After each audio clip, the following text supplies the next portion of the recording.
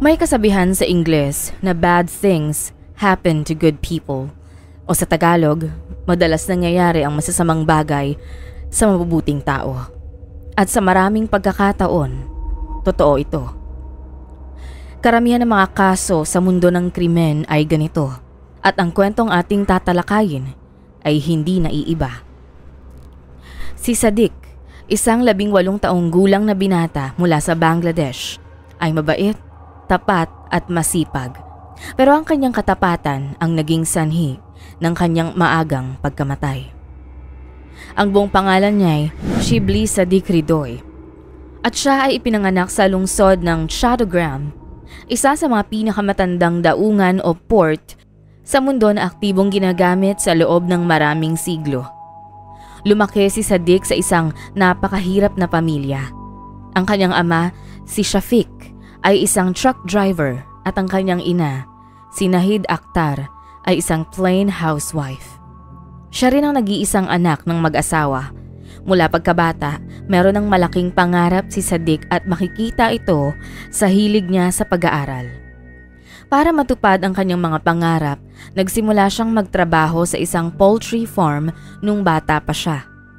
Ang kinikita ng kanyang ama ay sakto lang para sa kanilang mga pang-araw-araw na gastusin. Kaya't nagtrabaho si Sadiq upang makapag-ipon ng pambaon sa eskwelahan. Bagamat bata pa siya nang magsimulang magtrabaho, mabilis niyang natutunang makisabay sa hamon ng buhay. Napakagaling ni Sadiq sa kanyang gawain sa poultry farm kaya't na-promote siya mula sa pagiging isang ordinaryong manggagawa hanggang sa pagiging manager. Kahit na manager na siya, nanatiling mapagpakumbaba si Sadiq at patuloy siyang nagsipag sa kanyang trabaho. Sa saglit na panahon, nakapag-ipon na si Sadiq ng pera para sa kanyang matrikula at nakabuo siya ng mga kaibigan sa poultry farm. Karamihan sa kanila ay mas matanda sa kanya ng 5 o 6 na taon. Ngunit iginagalang nila si Sadiq dahil seryoso siya sa kanyang trabaho. Bilang manager, sinigurado niyang nagtatrabaho ng tapat ang kanyang mga kasamahan. Ngunit paminsan-minsan nagkakaroon ng alitan si Sadiq at ang kanyang mga kaibigan dahil sa kanyang katapatan. Hindi naman malalim ang mga alitang ito at madalas na nare-resolba sa loob ng farm. Sa kabila ng mga ito, si Sadiq ay nanatiling isang responsableng empleyado at manager. Noong umaga ng August 28, 2023, tulad ng karaniwang araw, pumunta si Sadiq sa trabaho at ginampanan ang kanyang mga tungkulin.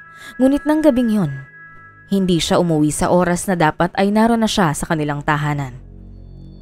Noong una ay nakala ng kanyang mga magulang na baka may mahalagang gawain si Sadiq sa poultry farm. Ngunit habang tumatagal, nagsimula silang mag-alala. Bandang alas 11:30 hanggang alas 12 ng gabi, tinawagan siya ng kanyang mga magulang ng maraming beses. Ngunit hindi sinagot ni Sadiq ang kanilang mga tawag. Isang bagay na hindi pa nangyayari noon.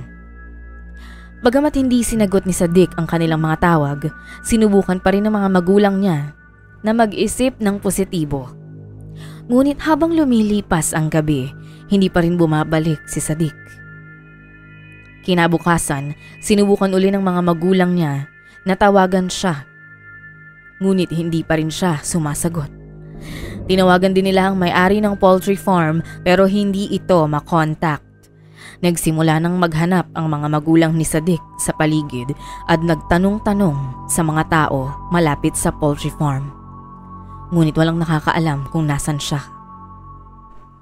Nang hindi sila makahanap ng anumang impormasyon tungkol kay Sadiq, lalo silang nag-alala. Sa gitna ng kanilang pag-aalala, noong umaga ng 29 ng Agosto nakatanggap sila ng tawag mula sa numero ni Sadiq.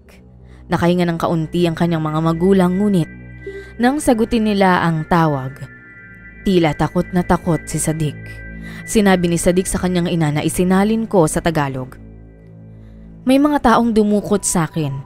Nasa loob ako ng isang sasakyan sa loob ng 20 oras at binubugbog nila ako. Nagtatago ako ngayon habang kausap kayo. Pagkatapos nito naputol ang tawag.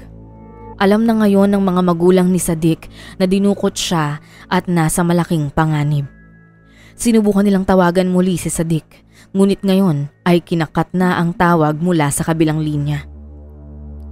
Sa puntong ito handa na ang kanyang ina na si Nahid Akhtar na pumunta sa pulis upang maghain ng reklamo nang biglang tumawag uli ang numero ni Sadiq.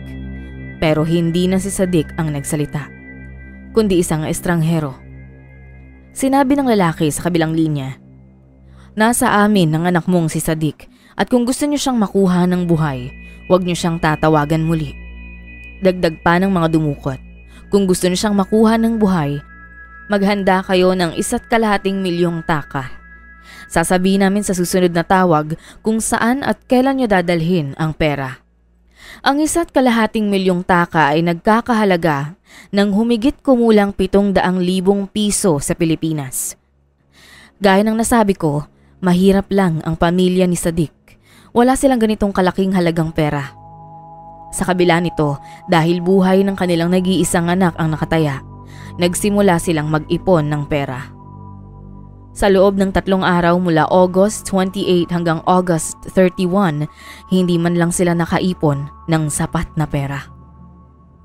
Noong August 31, 2023, tumawag uli ang mga dumukot at hiniling ang hinihinging halaga. Ngunit sinabi ng mga magulang ni Sadiq na hindi nila kayang mag-ipon ng ganong kalaking halaga. Nang marinig ito ng mga dumukot, pumayag silang babaan ng ransom sa 200,000 taka. Subalit kahit binawasan na ang halaga, sinabi pa rin ng pamilya ni Sadiq na masyado pa rin itong malaki para sa kanila. Sagot ng mga dumukot, "Kung hindi niyo mabibigay ang buong halaga ay papaslangin namin si Sadiq." Sa desperasyon, humingi ng 4 na araw na palugit ang mga magulang ni Sadiq para makapag-ipon ng pera. Nagsimula silang mangutang sa mga kakilala at tindahan upang makumpleto ang natitirang halaga. May mga taong nakakaunawa sa sitwasyon ng mga magulang ni Sadiq, kaya't nagbigay sila ng pera. Pero may ilan ding hindi makatulong.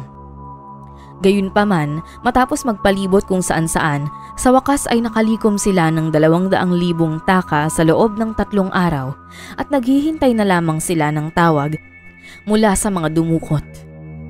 Noong hapon ng September 4, tumawag ang mga kidnapper at sinabi kay Shafiq, ama ni Sadiq, na dalhin ang pera malapit sa distrito ng Bandarban. Kasabay nito, muling nagbanta ang mga dumukot na kung ipapaalam nila ito sa pulis, hindi na nila makikita si Sadiq ng buhay.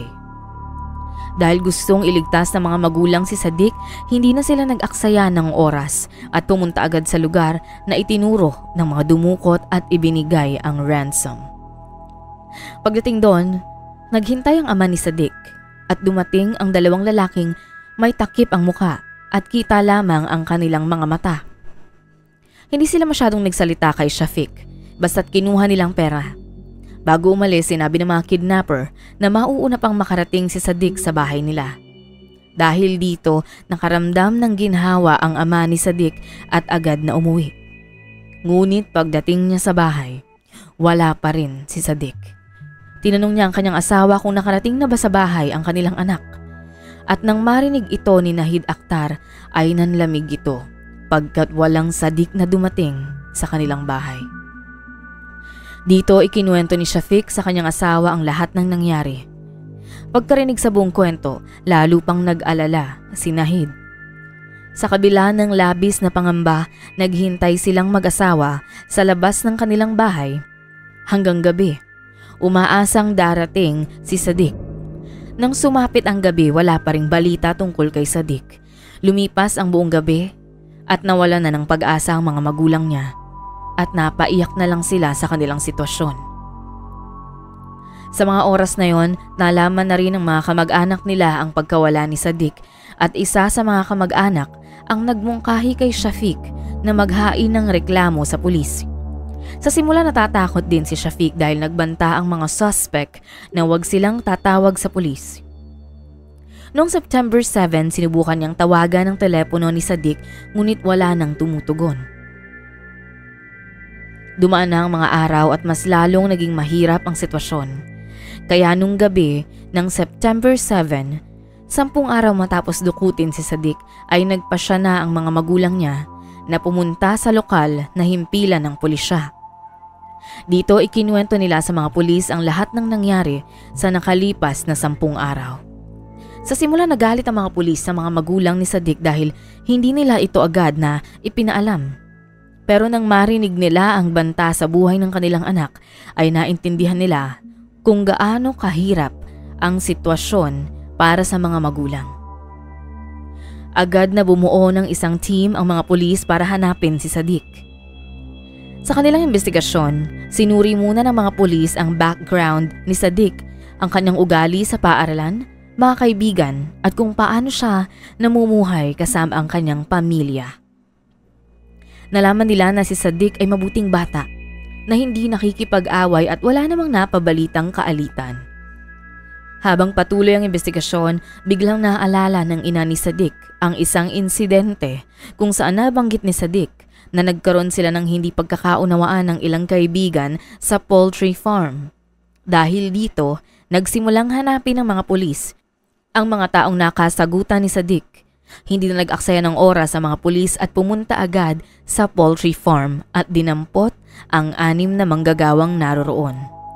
Isa-isa nilang inimbestigahan ang 6. Sa simula nagmamatigas ang mga ito na wala silang kasalanan. Ngunit nang pinilit sila ng mga pulis, 4 sa kanila ang umamin sa isang kakilakilabot na krimen. Ang pangalan ng 4 na ito ay sina Umong Ching Marma, Soy Ching Mung Marma, Ong Soy Mung Marma at Ukya Thaway Marma. Inaresto ng mga pulis ang 4 na ito sa kasong kidnapping. Patuloy na tinanong ng mga pulis ang kinaroroonan ni Sadiq pero walang nagsalita sa kanila. Subalit matapos silang makulong at dumanas ng matinding interogasyon, nagsimulang magsalita ang 4 na akusado at inamin ang ginawa. Noong September 11, ikinuwento nila kung paano nila dinukot si Sadiq noong gabi ng August 28. Habang pauwi ito, plano nilang dukutin si Sadiq bilang paghihiganti. Bubugbugin siya at hihingi ng ransom sa kanyang mga magulang kapalit ng kanyang kalayaan. Sa simula ay naayon sa plano ang lahat at malapit na sana silang makakuha ng pera. Subalit, sa pagkakataong yon, nakita ni Sadiq ang mukha ng dalawa sa kanila. Kaya't alam ng mga dumukot na kilala na sila ni Sadiq. Inisip nilang kung pakakawalan nila si Sadiq, isusumbong sila nito sa mga pulis. Dahil dito napagpasyahan ng mga ito, nakitlin na ang binata at gamit ang isang patalim, ay paulit-ulit siyang inatake sa kanyang buong katawan mula ulo hanggang paa. Dumanak ang pulang likido at dahil dito bumagsak at tuluyang nawalan ng buhay ang binata. Nang marinig ng mga pulis ang salaysay na ito ng mga suspect ay sinimulan ng ihain sa kanila ang kaso ng pagpaslang. Nang tanungin ng mga pulis ang mga salaryan tungkol sa katawan ni Sadiq, sinabi nila na pinirapirasan nila ito at itinapon sa isang bundok. Papunta ang mga pulis sa bundok na itinuro ng mga salarin at doon nila natagpuan ang ilang bahagi na naiwan mula kay Sadiq. Hindi na nila makilala pa ang mga labi dahil sa lubha ng sinapit nito. Ngunit sa pamamagitan ng damit, taas ng katawan at mga bagay sa paligid, kinumpirma ng pamilya na si Sadiq nga ito. Inaresto ng mga pulis ang lahat ng sangkot sa kaso. Sa mga sumunod na pahayag ni Umong Ching Marma, inamin niya na kaibigan niya noon si Sadiq pero 2 buwan bago ang insidente, nagkaroon sila ng alitan. Dahil dito, nagdesisyon siyang maghiganti kay Sadiq. Dagdag pa niya, siya mismo ang pumaslang dito at isang nakagugulantang na revelasyon ang kanyang ibinahagi. Ayon sa kanya ay kinain pa nito ang ilang bahagi mula sa biktima. Ang impormasyong ito ay nakagigimbal. Nang lumabas ang balita sa media, umusbong ang mga protesta sa buong bansa. Nang dadalhin na ng pulisya ang mga akusado noong gabi ng September 11, sinunggaban ng mga galit na tao si Umong Ching. Inatake ito hanggang sa mawalan ng hininga. Bago pa man siya masentensyahan ng korte, pinarusahan na siya ng mga tao. Sa kabila ng kaguluhan, Naialis ng mga pulis ang natitirang mga salarin at inilagay sa nararapat na bilangguan. Mula noon ay wala nang naging update tungkol sa kaso. Sa mga magulang ni Sadiq, kasalukuyan nilang sinusubukang maghilom mula sa pinakamapait na trahedya ng kanilang buhay. Walang kasiguraduhan dahil ang sakit ng pagkawalay ng anak sa isang magulang ay hindi kailanman maaaring matumbasan ng kahit na anong salita. Ano't ano pa man naway mahanap ni Sadiq ang kapayapaan kung saan man siya naroon at naway bigyan niya rin ng kalakasan ang kanyang mga magulang upang patuloy na harapin ang buhay kahit na wala na siya. Kung ikaw ay umabot na sa bahaging ito ng video, maraming salamat sa iyo. Para sa iba pang istorya, huwag mong kalilimutang mag-subscribe sa aming channel at kung may nais kang ma-feature na kwento na sa tingin mo ay angkop sa channel na ito, maaari mo itong isulat sa comment section. Ito ang Tagalog Bizarre Story Archives.